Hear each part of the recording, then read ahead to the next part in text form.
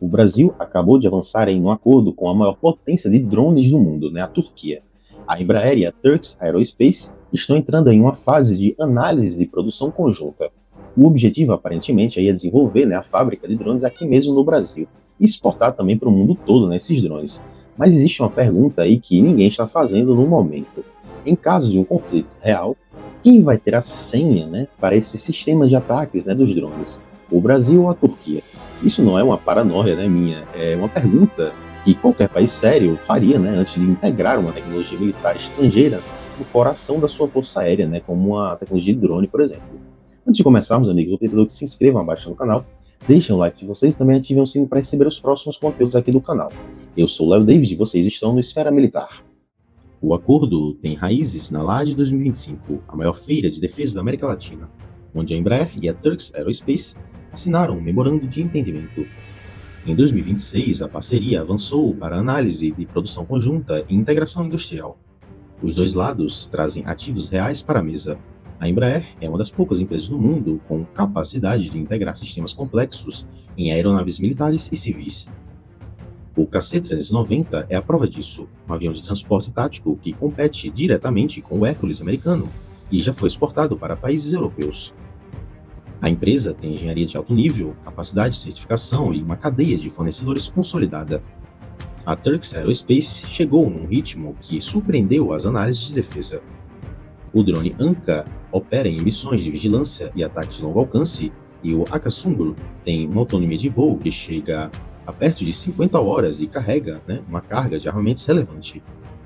Esses sistemas foram testados em combate real no conflito lá, né, da Ucrânia e mostram resultados que mudaram a percepção global sobre o papel dos drones, né, nas guerras modernas. A Turquia não é um fornecedor hipotético, é um país que provou a tecnologia em campo. O que o Brasil resolve com essa parceria, no fim das contas? Antes de tudo, o problema da escala. Desenvolver drones de combate do zero é muito caro, exige anos de testes, falhas e interações. O Brasil tem projetos próprios hoje, né, como o FT-100, o Falcão, né, iniciativas também da Avibraz, mas nenhum deles chegou à maturidade operacional, né, de indústria, como os turcos. Produzir junto com a Turquia baratearia, né, o custo unitário e aceleraria também o calendário e colocaria o Brasil no mapa dos sistemas não tripulados, num prazo que desenvolvimento solo não permitiria. Exige também aí um ganho geopolítico. Turquia e Brasil são potências médias, né, que constroem autonomia fora do eixo tradicional, né, entre Washington e Moscou.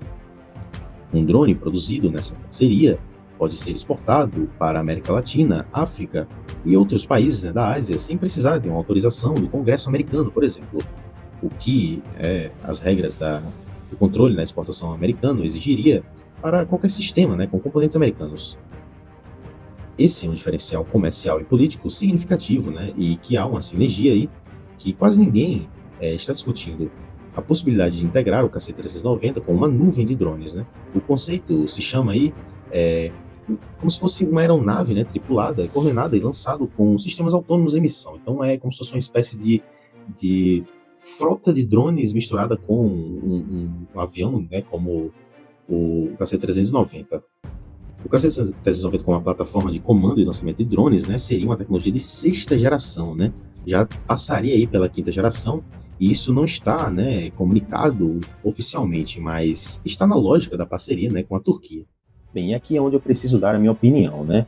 A Embraer produzindo drones, né, de combate seria algo extraordinário. A empresa tem um histórico aí muito grande e que poucos fabricantes de defesa no mundo conseguem apresentar, né, como todo mundo sabe. Desenvolver aí aviões de ataque, transporte tático, jatos regionais, né, tudo com engenharia nacional de topo de linha mesmo. Se a Embraer resolver, né, absorver de verdade essa tecnologia turca e não apenas montar a fuselagem e tudo mais, o Brasil pode dar um salto aí genuíno nessa área. E esse salto é urgente, né, porque o campo de batalha mudou, drones decidem hoje em dia conflitos, né, nos últimos anos aí, como a gente está vendo, e o Brasil depende de uma tecnologia estrangeira para operar, né, nessa dimensão com autonomia real. Então precisamos de mais diversidade, né, dessa tecnologia, e não é aí de um único fornecedor, né, não é de uma única arquitetura. A parceria com a Turquia pode ser o começo disso tudo, né, mas só se o Brasil negociar com cabeça fria nesse caso, então realmente pensando de uma maneira ali de trazer para o Brasil isso. Agora, o ponto que os comunicados, né, oficiais não vão mencionar é que um drone de combate moderno não é apenas uma máquina, é um sistema. O casco, os motores, as asas, isso é uma parte visível, claro, né? O que decide realmente as missões é o software embarcado. Os algoritmos que navegam, né, autonomamente, né, os sistemas de identificação de alvo, a lógica de ataque, a arquitetura de comunicação. A Turquia domina exatamente toda essa camada, né? E a mudança que os drones turcos produziram, né, na Ucrânia não foi mecânica, foi de código. A capacidade de saturar defesas com múltiplos vetores, coordenar ataques em sequência, operar em ambientes de interferência eletrônica, isso está no software. A pergunta técnica central dessa parceria é o que o Brasil terá, né, de acesso a essa arquitetura toda e aberta. Poderemos realmente modificar, adaptar, exportar sem restrição, né, da Turquia, ou vamos receber aí um sistema fechado, onde os sensores, a eletrônica embarcados e os algoritmos de controle permanecem em propriedade turca? Se for realmente esse segundo cenário, o Brasil não está comprando uma soberania tecnológica, né? Está comprando um produto com prazo de validade, né?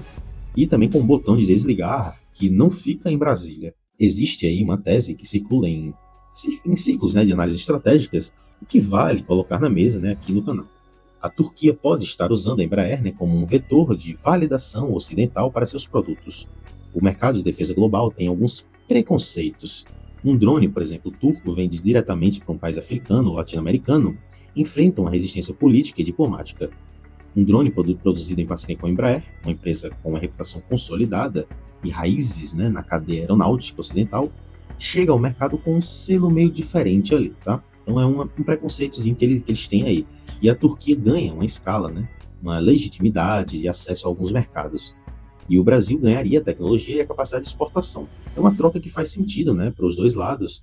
O risco é que o Brasil, seduzido aí pela velocidade da parceria, né, e tudo mais, deixe de investir nos projetos próprios e ainda estão, né, que ainda estão em desenvolvimento aí.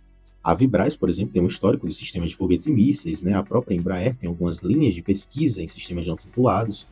E se o acordo com a Turquia realmente for usado como um substituto desse investimento, em vez de complemento, e aprendizado, né, e tudo mais, o Brasil pode sim sair da parceria dependente, né, muito mais dependente do que entrou. Então isso seria muito ruim nesse caso aí. Então o Brasil tem que entrar consciente do que está fazendo. O ponto de equilíbrio existe, né, e os outros países mostraram como chegar nesse ponto de equilíbrio. A Coreia do Sul, por exemplo, firmou parcerias com fornecedores estrangeiros durante décadas, mas exigiu a transferência de tecnologia real como condição de cada contrato. Hoje, tem indústria de defesa, né, entre as mais competitivas do mundo. A Índia, por exemplo, fez o mesmo, né, com aviação e blindados, com resultados mistos, né, mas com uma diretriz clara, né, absorver antes de depender. Então, ela absorve a tecnologia mais do que ela depende da tecnologia. E o Brasil tem essa capacidade industrial e intelectual para fazer o mesmo, né, o que a gente está vendo com o Gripen. A questão é se essas cláusulas de transferência de tecnologia do acordo com a Turquia são reais ou decorativas, né? E se o Brasil vai exigir o acesso ao código-fonte. Ou se não vai, né? Se vai assinar só um contrato ali de montagem para ter mais drones e tudo mais. Essa negociação aparentemente está acontecendo agora, e o que for decidido, né, nos próximos meses vai definir por quanto tempo o Brasil realmente controla os drones que produz. Bem, a parceria com a Turquia pode ser o maior avanço, né, na indústria de defesa brasileira em décadas, ou pode ser o maior atalho que vira armadilha, né? Então vamos esperar um pouco para ver aí. O que vai decidir isso não é, na verdade, o drone em si, né? É o contrato e a cláusula de transferência de tecnologia que vão aplicar lá. E também a resposta, né, para a pergunta sobre quem tem acesso ao software de ataque quando o Brasil precisar, né, usar esse sistema de verdade, né? Então deve estar tudo no contrato lá. Vamos esperar para ver aí. A Embraer tem uma capacidade para liderar essa área plenamente, né? Não tenho dúvida disso.